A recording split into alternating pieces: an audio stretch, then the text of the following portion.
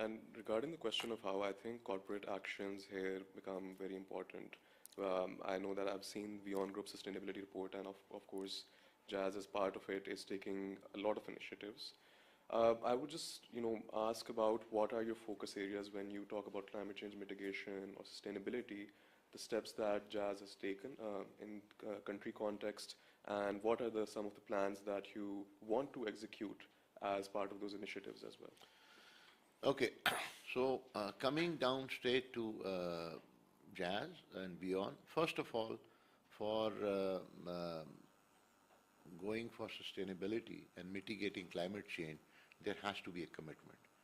So the number one point is we are committed as a company, OPCO, of WION, and WION as a group is committed fully to the climate change action. And we are part of the GSMA, Climate Change Task Force, and we are working towards the net zero project, which globally all the technology companies had vowed to be net zero on carbon emissions by 2050 or earlier if possible. So for that, Jazz its own capacity, we are working on multiple fronts, where on one side we are creating awareness, we are engaging with the youth, we have early warning systems plan. We have partnered with Google and other organizations where we can develop early warning systems for floods and other similar catastrophes which occur because of the climate change. We are into tree plantation. We are going for paper-free environment. So smaller initiative, midline initiative, and larger initiatives. On the larger initiative, I would say the biggest one is the use of power and energy, which power our technology, which power our set sites, which power our data centers, which keeps our data centers cool. So that is one big factor in the technology world, which is energy consumption. And energy is coming from fossil fuels. Most of the energy in this part of the world is either coming from furnace oil or gas or coal. And the use of renewable energy is not so rampant or is not so common. But Pakistan as a country is going towards solarization. So is Jazz.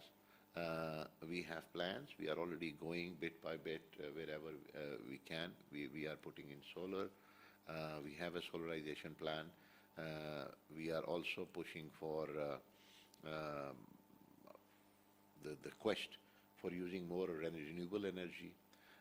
We are also looking for low energy solutions, cost-efficient energy solutions, which has lesser impact on the fossil fuel-based energy. So that is, I think, that's the biggest impact which technology companies can mitigate if we try to follow. Now, the second line is what we are doing with the communities. So obviously, for communities, there are two areas. One is where we can help in climate impact areas, which torrential rains, for example, which causes flood. This is because of the climate change. So we try and go and help the communities, and we try to mitigate those things by early warnings, by putting in support. So there is a social cause also and a commitment to sustainability. On the other side, we are also going for Green Pakistan. So we are member of the Core Alliance with many multinationals which are working for both awareness as well as reforestation, afforestation, and awareness on the Green Pakistan initiative, which has multiple impacts. We are engaging youth for awareness. So it's a whole set of chain where they start from commitment to motivation to physical actions, whether to short-term, mid-term, and long-term. So that is how we are now working. And as the time grows, we will continue to grow. For example, this particular event in Pakistan on climate change by DawnMedia Group, I think this is a very big initiative which DawnMedia Group has taken, and I'm happy to see that there has been participants from the World Bank and the UN and the IUCN and the WWF and very notable green organization. The Ministry of Climate Change and Environment is also involved. So I think this is a serious affair where serious brains have come together. They are talking solutions for Pakistan, and we have to work fast on it. And the time for too much thinking and time for too much planning, I think we don't have that. It's not the question at what will we do. The question is what are we doing now? So that is the urgency of the matter, and I think we all are committed to it. In I think the last few minutes, I would like to ask you that, given that you've touched upon the subject of communities, youth, and urgency, and where the urgency exists because we think about the youth as well, what is your message to young people, how to reform our lifestyles, or what to do to really make sure that we're taking collective action towards improving? First of all, I would like to just mention the situation. The situation is that Pakistan, in terms of its landmass, is less than 5% of forest cover, in which only 1% is natural forest, whereby our neighbors, India, for example, China, they are going above 15, 16% of their land cover, which is natural forest. So these forests and these greens are essential for your food chain. They are the protectors of flora and fauna, pollination, bees comes in there, insects are there. The subsoil water table, they are maintained because of trees and green areas. And you have more, snow in the mountains. If we have more green areas, more forests, you have better regulated rains. You have lesser landslides. So all of it combined together. Your glaciers are not melting, if you have high altitude trees like birch trees and all those kinds of species.